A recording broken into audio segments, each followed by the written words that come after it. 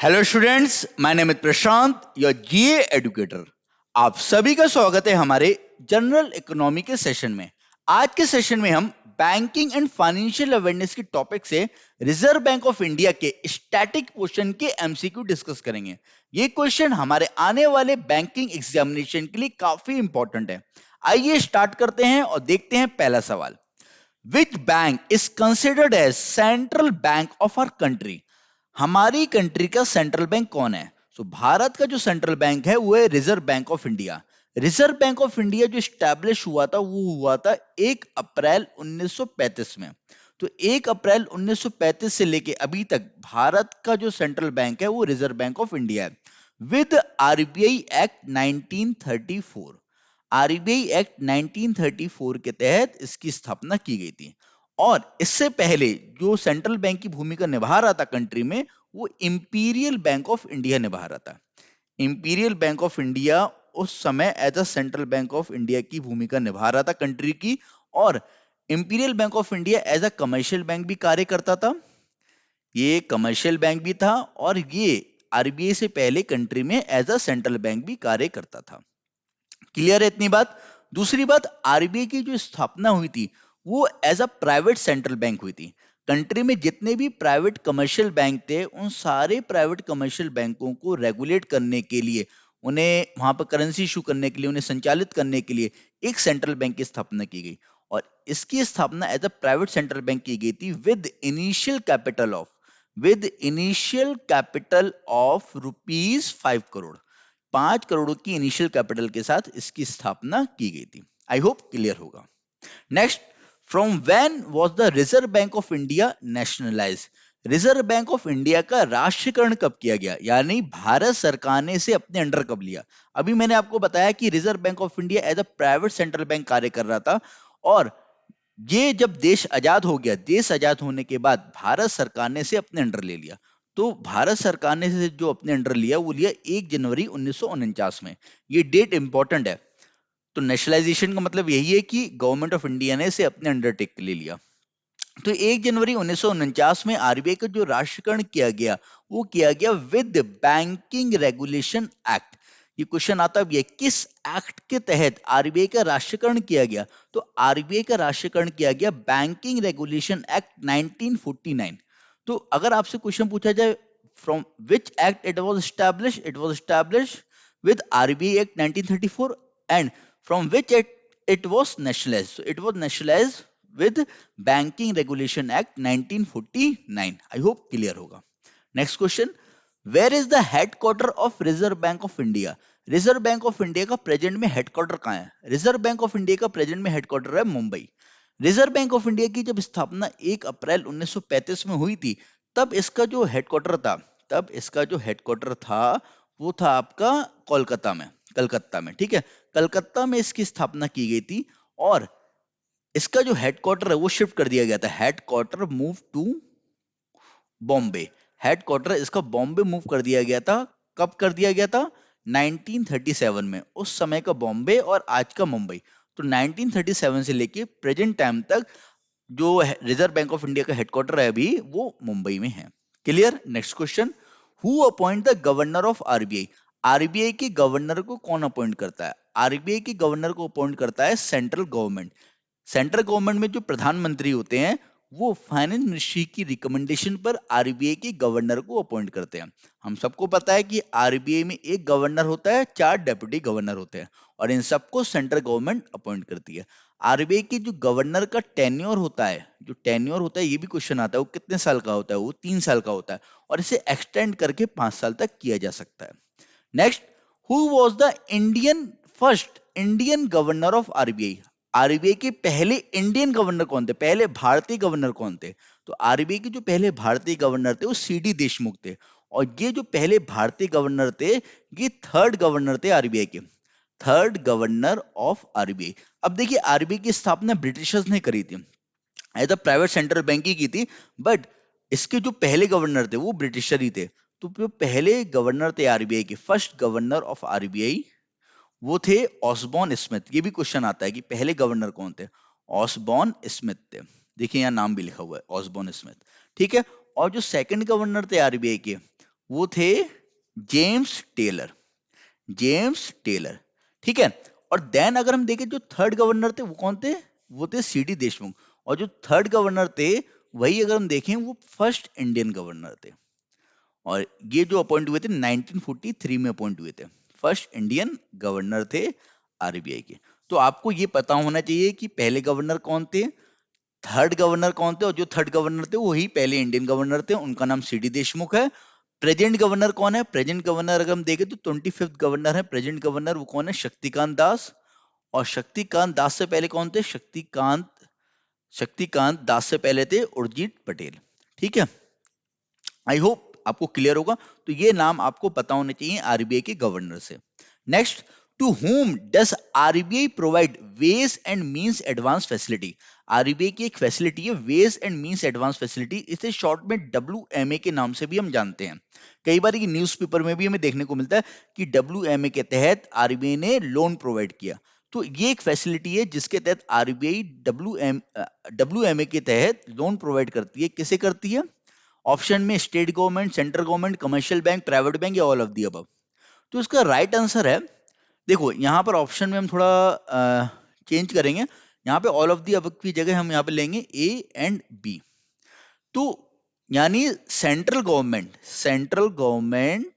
और state government को अगर लोन की आवश्यकता होती है, दोनों ही गवर्नमेंट को, चाहे राज्य सरकार हो चाहे वो केंद्र सरकार हो, दोनों ही गवर्नमेंट को अगर लोन की आवश्यकता है तो वो किसके पास जाएंगे, वो आरबीआई के पास जाएंगे। तो आरबीआई से लोन इन्हें सेंट्रल गवर्नमेंट को भी मिलता है और स्टेट गवर्नमेंट को भी मिलता है। और आरबीआई जो इन्हें लोन प्रोवाइड करता है वो डब्ल्यूएमए फैसिलिटी के तहत करता है, डब्ल्यूएमए। तो डब्ल्यूएमए फैसिलिटी के तहत आरबीआई लोन प्रोवाइड करता है किसे, सेंट्रल गवर्नमेंट और स्टेट गवर्नमेंट दोनों को। देखिए सेंट्रल गवर्नमेंट जो है वो अपना रेवेन्यू कहाँ डिपॉजिट करती है, आरबीआई में करती है। और स्टेट गवर्नमेंट भी जो अपना रेवेन्यू डिपॉजिट करती है कहाँ पर करती है, आरबीआई में करती है। और सेंट्रल गवर्नमेंट और स्टेट गवर्नमेंट दोनों के ही अकाउंट कहाँ पर होते हैं, आरबीआई में होते हैं। तो गवर्नमेंट के बैंकर के रूप में जो कार्य कर रहा है वो आरबीआई कर रहा है। तो गवर्नमेंट अगर अपना रेवेन्यू डिपॉजिट कर रही है और उससे अगर लोन की आवश्यकता है तो वो आरबीआई से लोन भी ले सकती है। तो डब्ल्यूएमए जो फैसिलिटी है इसे 1998 में आरबीआई ने इंट्रोड्यूस किया था। ये भी क्वेश्चन आया था कि किस किस ईयर में डब्ल्यूएमए को इंट्रोड्यूस किया गया था। डब्ल्यूएमए को जो इंट्रोड्यूस किया गया था वो 1998 में किया गया था, याद रखना। और जैसे मैंने बताया कि न्यूज में भी रहता है कई बार, स्टेट गवर्नमेंट अपने किसी मेट्रो के प्रोजेक्ट कोई अपने कोई कोई भी सोलर पावर प्रोजेक्ट है या किसी भी तरीके का कोई प्रोजेक्ट जो गवर्नमेंट का चल रहा हो, सेंट्रल का, स्टेट का, वहाँ न्यूज में हेडलाइन में भी रहता है कि गवर्नमेंट ने इस प्रोजेक्ट के लिए आरबीआई से इतने करोड़ का लोन लिया अंडर डब्ल्यूएमए, इस तरीके की हेडलाइन होती है। आई होप क्लियर होगा। Next question, who is responsible for printing of currency notes and managing the supply of money। तो कौन रिस्पॉन्सिबल है करेंसी नोट प्रिंट करने के लिए और मनी सप्लाई को मैनेज करने के लिए। तो we all know that RBI is responsible for printing currency note and managing supply of money. RBI ही क्या करता है, मनी सप्लाई मैनेज करता है। आरबीआई क्या करता है, इशू करता है। इशू ऑफ करेंसी किसके हाथ में है, आरबीआई के हाथ में है। Next, Which among the following is not the function of RBI। निम्नलिखित में से कौन सा फंक्शन आरबीआई का नहीं है। ऑप्शन में कंट्रोलर ऑफ क्रेडिट, ऑब्वियस सी बात है आरबीआई क्या करता है, मार्केट में क्रेडिट को कंट्रोल करता है। मनी सप्लाई को जो कंट्रोल करता है वो आरबीआई करता है। बैंकर्स बैंक, बैंकों का बैंक है। नोट्स इशू करता है, issue of notes. Controller of recruitment source, recruitment source, तो रिक्रूटमेंट सोर्स नहीं इसके हाथ में है। रिक्रूटमेंट डिपार्टमेंट या इसका जो रिक्रूटमेंट वाला फंक्शन है वो आरबीआई का नहीं है, चाहे किसी भी डिपार्टमेंट का हो। Regulator and supervisor of the financial system, और ये कंट्री का रेगुलेटर भी है और सुपरवाइजर भी है। तो इसका राइट आंसर क्या होगा, निम्नलिखित में कौन सा फंक्शन नहीं है, तो controller of recruitment source. Next question, except which denomination currency RBI issue currency notes. निम्नलिखित में से कौन से डिनोमिनेशन को छोड़ के आरबीआई करेंसी नोट इशू करता है। तो कौन सा करेंसी नोट नहीं करता है इशू, ठीक है। 10 रुपीज का, 20 रुपीज का, 50 रुपीज का, 1 रुपी का, 100 रुपीज का। आई होप आप सभी को इसका आंसर पता होगा। द राइट आंसर इज 1 रुपी। बाकी सारे नोट को आरबीआई इशू करता है, बट 1 रुपए के नोट को आरबीआई इशू नहीं करता है। एक 1 rupee note is issued by, it is issued by central government. 1 रुपए के नोट को जो इशू करता है वो सेंट्रल गवर्नमेंट करती है। और सेंट्रल गवर्नमेंट जो 1 रुपए के नोट को इशू करती है, ध्यान से सुनिएगा, 1 रुपए का जो नोट इशू करती है सेंट्रल गवर्नमेंट, इसमें जो सिग्नेचर होता है वो फाइनेंस सेक्रेटरी का होता है। फाइनेंस सेक्रेटरी का, एक क्वेश्चन आता भी है कि 1 रुपए के नोट में किसका सिग्नेचर होता है, तो फाइनेंस सेक्रेटरी का, यानी वित्तीय सचिव का।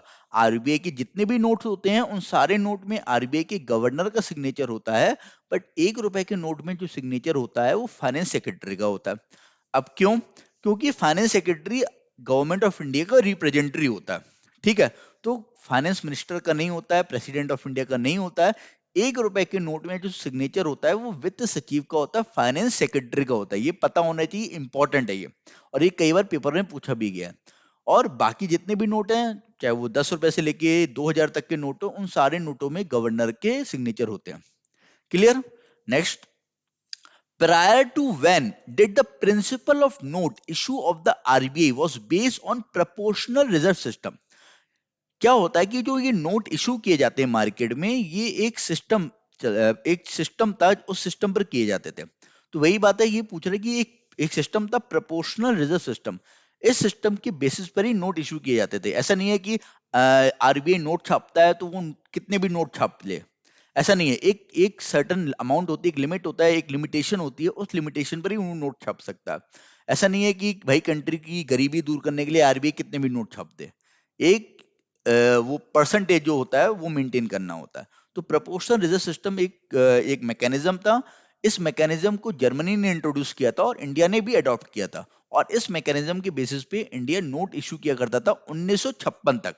1935 से लेके 1956 तक जो नोट इशू किए जाते थे मार्केट में, वो इस सिस्टम पे किए जाते थे जो हमने जर्मनी से लिए थे। प्रोपोर्शनल रिजर्व सिस्टम में क्या था कि कुछ 40% जो है वो आरबीआई को अपने पास as a gold reserve maintain करना होता था।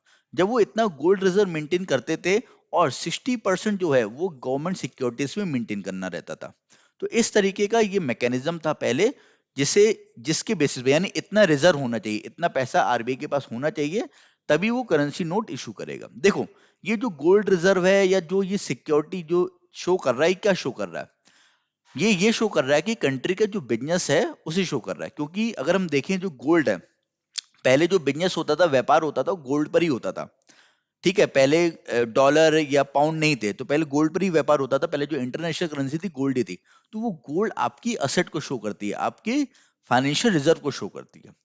1956 के बाद इस सिस्टम को खत्म कर दिया गया और इसके बाद इंट्रोड्यूस किया गया। देखिए, अगला क्वेश्चन यही है, what is the name of the system replace by the proportional reserve system? Proportional reserve system को रिप्लेस किसने किया? प्रोपोर्शनल रिजर्व सिस्टम को जो रिप्लेस किया वो मिनिमम रिजर्व सिस्टम ने किया। मिनिमम रिजर्व सिस्टम को जो इंट्रोड्यूस किया गया वो 1956 में किया गया। ठीक है। तो थ्योरेटिकली अगर हम बात करें, अगर आपसे कभी भी क्वेश्चन पूछा जाए कि जो आरबीआई नोट छापता है वो किस सिस्टम के बेसिस पे छापता है, वो मिनिमम रिजर्व सिस्टम के बेसिस पे छापता है। अब इस मिनिमम रिजर्व सिस्टम में आरबीआई ने जो गोल्ड का जो परसेंटेज है उसे बढ़ा दिया। एक मिनिमम रिजर्व सिस्टम में उन्होंने क्या कर दिया, एक अमाउंट रख दी कि जब इतना रिजर्व हो जाएगा थ्रू एक्सपोर्ट या थ्रू, अगर हम बात करें बिजनेस, जो भी कंट्री का बिजनेस होगा, उस बिजनेस से हमारे पास जब 200 करोड़ रुपए आ जाएंगे, उसके बेसिस पर ही वो नोट छापेंगे। अब ये 200 करोड़ में अगर हम देखें तो 115 करोड़ जो हैं वो गोल्ड के फॉर्म में होने चाहिए। 115 करोड़ जो हैं वो गोल्ड रिजर्व होना चाहिए। 115 करोड़ का गोल्ड रिजर्व आरबीआई के पास होना चाहिए। और बाकी जो है, जो बाकी जो बचा है 85 करोड़, वो आरबीआई फॉरेन करेंसी में मेंटेन करेगा। ठीक है ना, जैसे डॉलर है, पाउंड है, यूरो है। तो ये डॉलर, पाउंड, यूरो जो है ये हमारी कंट्री के ये जो रिजर्व है ये हमारी कंट्री के एक्सपोर्ट को शो करते हैं, हमारी कंट्री के बिजनेस को शो करते हैं। जब इतना हो जाता है तब वो नोट छापते हैं। ठीक है ना, कि हाँ, जब इतना हमने बिजनेस कर लिया है तो अब हम वहां पे मार्केट में क्या कर सकते हैं, डिमांड बढ़ा सकते हैं। जब हमने सप्लाई कर ली है, प्रोडक्शन कर लिया, तो अब हम क्या कर सकते हैं, वहां पे डिमांड को बढ़ाने के लिए मनी सप्लाई को बढ़ा सकते हैं। आई होप आपको ये समझ में आ रहा होगा। तो minimum reserve system is the present system where RBI, जिसके बेसिस पे आरबीआई नोट इशू करता है मार्केट में। ठीक है, तो थियोरेटिकली यही हमें लिखना है या यही हमें मार्क करना है। Next, what is the minimum value of minimum reserve system? तो मिनिमम रिजर्व सिस्टम की मिनिमम वैल्यू कितनी है? 200 करोड़, अभी हमने देखा। Next, what are the function of Reserve Bank of India? Reserve Bank of India के फंक्शन क्या होते हैं? देखो, बैंकर्स टू गवर्नमेंट, अभी मैंने बताया कि RBI as a banker work कर रहा है, किसके लिए? गवर्नमेंट के लिए। गवर्नमेंट ऑफ इंडिया में सेंट्रल गवर्नमेंट हो चाहे स्टेट गवर्नमेंट हो, उनके अकाउंट आरबीआई के पास होते हैं। वो अपना करंट अकाउंट आरबीआई का मेंटेन करते हैं, अपना जो रेवेन्यू है वहां मेंटेन करते हैं, और अगर उन्हें लोन की आवश्यकता होती है तो आरबीआई से लोन लेते हैं। तो वो आरबीआई के बैंकर की तरह कार्य कर रहे हैं। फिर आरबीआई क्या करता है? करेंसी इशू करता है। इशू जो करेंसी करने का कार्य है वो आरबीआई का है। एक्सचेंज मैनेजमेंट एंड कंट्रोल, जो फॉरेन एक्सचेंज है उसे भी जो मैनेज करता है वो कौन करता है? आरबीआई करता है। उसे भी जो कंट्रोल करता है फॉरेन एक्सचेंज को, वो आरबीआई ही करता है। Custodian of foreign reserve, foreign जो रिजर्व है, जैसे मैंने बताया जो भी इंटरनेशनल ट्रेड हो रहा है गोल्ड के फॉर्म में, यूएस डॉलर के फॉर्म में, पाउंड के फॉर्म में, येन के फॉर्म में, या यूरो के फॉर्म में, उन सारे रिजर्व को जो मेंटेन करता है वो आरबीआई अपने पास करता है। ठीक है, तो इसका अगर हम देखें तो ऑल ऑफ द अबव सही आंसर हो जाएगा। Next, who manages the public डेब्ट ऑफ द गवर्नमेंट? यानी जो गवर्नमेंट के पब्लिक डेब्ट है, गवर्नमेंट क्या करता है? पब्लिक से उधार लेता है, पब्लिक से उधार लेता है। अब आप पूछोगे सर गवर्नमेंट क्यों उधार लेता है? भैया गवर्नमेंट हमसे उधार लेता है और अपने बिजनेसेस में लगाता है। गवर्नमेंट भी क्या कर रहा है? गवर्नमेंट भी तो बिजनेस ही कर रहा है। गवर्नमेंट क्या करता है? बिजनेस कर रहा है। गवर्नमेंट हमसे पैसा लेता है और हमारे पैसे को बिजनेस में लगाता है। ठीक है, गवर्नमेंट की बहुत सारी फर्म है, बहुत सारी कंपनीज है, वहां पे लगाता है। वहां से उनकी जब बिजनेस बढ़ता है तभी वो हमें ब्याज के फॉर्म में पैसा लौटाता है। जैसे बहुत सारे गवर्नमेंट बॉन्ड्स होते हैं, बहुत सारे गवर्नमेंट बॉन्ड्स होते हैं। जैसे फॉर एग्जाम्पल, आपने किसान विकास पत्र के बारे में सुना हो शायद। किसान विकास पत्र एक गवर्नमेंट बॉन्ड है जो पोस्ट ऑफिस में आप जाके वहां पर उसमें इन्वेस्ट कर सकते हो, पोस्ट ऑफिस में जाके। ठीक है, नेशनल सेविंग सर्टिफिकेट होता है। ठीक है, या सुकन्या समृद्धि स्कीम है, या टी बिल्स हैं, ट्रेजरी बिल्स होते हैं। तो बहुत सारे गवर्नमेंट बॉन्ड होते हैं जिसके थ्रू, गवर्नमेंट बॉन्ड के थ्रू आरबी गवर्नमेंट क्या करती है? पब्लिक से उधारी लेती है। तो ये जो पब्लिक की उधार, जो गवर्नमेंट की उधारी है, पब्लिक डेब्ट है, जो पब्लिक से गवर्नमेंट उधार ले रही है, उसे मैनेज कौन करता है? उसे आरबीआई ही मैनेज करता है, Reserve Bank of India he manage करता है। ठीक है, आई होप आपको इसका ये क्लियर होगा। Next, who act as the representative of government in International Monetary Fund? International Monetary Fund में गवर्नमेंट का रिप्रेजेंटेटिव कौन होता है? तो गवर्नमेंट का जो रिप्रेजेंटेटिव होता है, भारत सरकार का जो रिप्रेजेंटेटिव होता है आईएमएफ में, वो आरबीआई होता है। देखो, इंटरनेशनल मॉनेटरी फंड का कार्य क्या होता है? जो कार्य कंट्री के सेंट्रल बैंक का होता है, वही कार्य world wide international Monetary fund का होता है। कंट्री का सेंट्रल बैंक कंट्री की मॉनेटरी सिस्टम को कंट्रोल करता है, मॉनेटरी सिस्टम को मैनेज करता है। और वर्ल्ड वाइड जो वर्ल्ड वाइड जो मॉनेटरी सिस्टम को जो मैनेज करता है वो इंटरनेशनल मॉनेटरी फंड करता है। तो आरबीआई रिप्रेजेंटेटिव होता है इंडिया का, एज अ इंडिया का रिप्रेजेंटेटिव होता है इंटरनेशनल मॉनेटरी फंड में। आई होप क्लियर होगा। इंटरनेशनल मॉनेटरी फंड का जो हेडक्वार्टर है वो कहां पर है? इसका हेडक्वार्टर है वॉशिंगटन डीसी में। ठीक है, और इंटरनेशनल मॉनेटरी फंड की जो स्थापना हुई थी वो 1945 में हुई थी। और इंटरनेशनल मॉनेटरी फंड की जो इस समय हेड है उनका नाम है Kristalina Georgieva. Kristalina Georgieva. Clear है? Okay, next question, which section of RBI act facilitate the RBI to act as a lender of last resort? RBI का एक फंक्शन है lender of last resort. Lender of last resort का मतलब हो गया आखिरी रास्ता। आखिरी रास्ता, अब आखिरी रास्ता का मतलब क्या हुआ कि जैसे मान लो कोई बैंक है, उसे फंड की आवश्यकता है, उसे पैसों की आवश्यकता है। ठीक है, अब उसे पैसे चाहिए, अब वो पैसे उससे चाहिए, वो कहाँ से ले सकता है? वो क्या कर सकता है? एक और बैंक है उससे लोन ले सकता है, बट उसने देने से मना कर दिया। दूसरी बैंक से ले सकता है, उसने भी देने से मना कर दिया, उसके बाद भी क्राइसिस चल रहा है। तीसरी बैंक से मांगा, उसने भी मना कर दिया। तो अब लास्ट में जो बैंक को अगर फंडिंग की आवश्यकता है, उसे पैसा चाहिए चाहिए अपने, जो उसने अपने जो भी ऑब्लिगेशन है उसे पूरे करने हैं, जो भी उसकी रिक्वायरमेंट है उसे पूरा करना है, और उसकी कोई और मदद नहीं कर रहा है, तो उसकी मदद कौन करेगा? RBI. RBI is the father of all bank in a country. जैसे हमें अगर पैसों की आवश्यकता होती है, मनी की आवश्यकता होती है, तो हम अपने दोस्तों से मांगते हैं, अपने रिलेटिव से मांगते हैं। जब हमें कोई नहीं देता है तो हमारे जो फादर हैं, हमारे जो गार्जियन है, वो हमारे जो फाइनेंशियल नीड्स हैं उन्हें पूरा करते हैं और हमें सहायता करते हैं। ठीक है, तो RBI as a lender of last resort work करता है बैंकों के लिए, किस सेक्शन के तहत, ये इंपॉर्टेंट है, तो सेक्शन 18 के तहत RBI as a lender of last resort work करता है। ये क्वेश्चन आता भी है पेपर में, ठीक है, आया हुआ पेपर है ये question. Next, from whom does the NBFC obtain certification of registration? किससे एनबीएफसी को सर्टिफिकेशन ऑफ रजिस्ट्रेशन मिला है? एनबीएफसी क्या है? Non banking financial company. तो नॉन बैंकिंग फाइनेंशियल कंपनी की अगर बात करें कि वो कंपनियां होती हैं जो बैंक नहीं है but they are doing a banking business, they are doing a financial business, जैसे मुथूट फाइनेंस है या मणिपुरम गोल्ड लोन है। तो ये जो एनबीएफसी रजिस्टर्ड होती हैं, ये कंपनीज एक्ट, ये जो रजिस्टर्ड होती हैं, ये कंपनीज एक्ट 2013 के तहत रजिस्टर्ड होती हैं, ठीक है। बट इन्हें जो रेगुलेट कर रहा है या इन्हें जो लाइसेंस प्रोवाइड करता है वो आरबीआई करता है, ठीक है। रिजर्व बैंक ऑफ इंडिया का फुल कंट्रोल होता है एनबीएफसी में और वही उन्हें सर्टिफिकेट ऑफ रजिस्ट्रेशन प्रोवाइड करता है। Next, which section of the RBI Act conferred the RBI with a sole right to issue bank notes in India? तो बैंक नोट जो इंडिया में इशू किए जाते हैं आरबीआई के द्वारा किए जाते हैं, हमें पता है कि आरबीआई ही कोई राइट मिला है कंट्री में बैंक नोट इशू करने का, बट ये आरबीआई एक्ट 1934 के किस सेक्शन में से राइट दिया गया? तो आरबीआई एक्ट 1934 के सेक्शन 22 में आरबीआई को ये राइट मिला है कि वो कंट्री में जो नोट है वो इशू कर सकता है। और जो आरबीआई करेंसी इशू करता है, जो आरबीआई करेंसी इशू करता है वही कंट्री की क्या होती है? लीगल करेंसी होती है, लीगल टेंडर बोलते हैं उसे, लीगल टेंडर या लीगल करेंसी बोल सकते हैं। और एक चीज और, जो लीगल टेंडर या लीगल करेंसी होती है कंट्री की, उसे एक, उसे फाइनेंशियल वर्ड में अगर हम देखें तो एक और नाम दिया गया फिएट करेंसी। फिएट करेंसी, तो ये कई बार ये टर्म भी हमें देखने को मिलता है कि व्हाट इज फिएट करेंसी।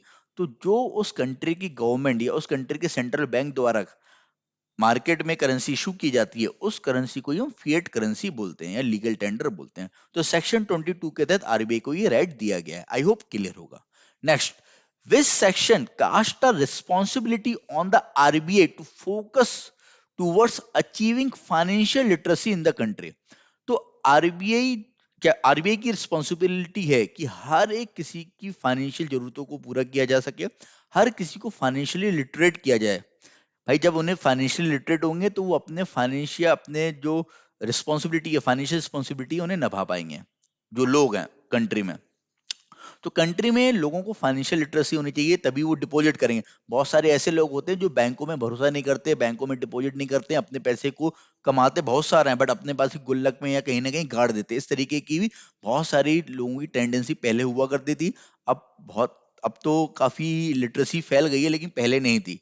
तो ये जो फाइनेंशियल लिटरेसी पहुंचाने का जो कार्य है ये भी आरबीआई का है। और आरबीआई इस रिस्पॉन्सिबिलिटी को किस सेक्शन के तहत कार्य करता है ये? तो ये अगर हम देखें तो सेक्शन 26 ए के तहत आरबीआई की रिस्पॉन्सिबिलिटी है कि कंट्री में फाइनेंशियल लिटरेसी प्रोवाइड करें, ठीक है। Next, who recommend the creation of central bank of India? अब ये क्वेश्चन बहुत इंपॉर्टेंट है। कमीशन से रिगार्डिंग ये क्वेश्चन है कि किस कमीशन के रिकमेंडेशन पे या किस कमिटी, हम बोल सकते हैं कमिटी। कमिटी मैंने बताया है अपने कई बार सेशन में कि कमिटी बहुत इंपॉर्टेंट होती है। और आरबीआई की जो स्थापना हुई थी वो किस कमीशन के तहत या किस कमिटी के तहत हुई थी? तो आरबीआई की स्थापना हिल्टन एंड यंग कमीशन के रिकमेंडेशन पे की गई थी। इसे हम royal commission on Indian currency के नाम से भी जानते हैं। काफी इंपॉर्टेंट है ये, ठीक है। Next, with whom does the regulation and supervision of urban cooperative bank is entrusted? तो अर्बन जो कोऑपरेटिव बैंक्स हैं भारत में, जो सहकारी बैंक है, उन्हें रेगुलेट या उन्हें सुपरवाइज कौन करता है? उन्हें रेगुलेट या उन्हें सुपरवाइज करता है हमारा reserve Bank of India. Next, which of the following institute is और आर एस्टैब्लिश्ड बाय आरबीआई? निम्नलिखित में से कौन से इंस्टीट्यूशन आरबीआई ने स्थापित किए हैं? ऑप्शन में है Indira Gandhi institute for development research, institute for development and research in banking technology Hyderabad, national institute of bank management NIBM, only A and C या ऑल ऑफ दिस? तो इसका सही जवाब है ऑल ऑफ दिस। इन सारे इंस्टीट्यूशन की स्थापना आरबीआई ने की है। Indira Gandhi institute for development research की स्थापना 1987 में आरबीआई ने की थी। यहाँ पर इकोनॉमिक्स पढ़ाई जाती है या इकोनॉमिक्स में एमएससी कराई जाती है, या अगर हम देखें पीएचडी कराई जाती है, एमफिल कराई जाती है। तो ये हायर एजुकेशन का कॉलेज जो है वो आरबीआई ने स्थापित किया है। डेवलपमेंट इंस्टीट्यूट ऑफ डेवलपमेंट और research in banking technology Hyderabad में जो है, इसकी भी स्थापना अगर हम देखें तो आरबीआई ने करी है, और इसकी स्थापना 1996 में आरबीआई ने करी है। ठीक है, यहाँ पर भी ट्रेनिंग प्रोवाइड की जाती है। ठीक है ना, बैंकिंग टेक्नोलॉजी को इनहेंस करने के लिए या साइबर सिक्योरिटी के लिए, तो उस तरीके की जो टेक्नोलॉजी रिलेटेड जो एजुकेशन है वो यहाँ पर प्रोवाइड की जाती है। और NIBM, national institute of bank management, यहाँ पर भी बैंकिंग का कोर्स होता है। यहाँ पर भी अगर हम देखें बहुत सारे फाइनेंशियल कोर्स होते हैं जो आरबीआई का ये इंस्टीट्यूट कराता है। इसकी स्थापना 1969 में हुई थी। ये पुणे में है। ठीक है, ये तो हैदराबाद में है, और ये आपका मुंबई में है। क्लियर है? आई होप आज का सेशन आपको पसंद आया होगा। हम फिर मिलेंगे अपने अगले सेशन में, तब तक के लिए have a nice day. Thank you.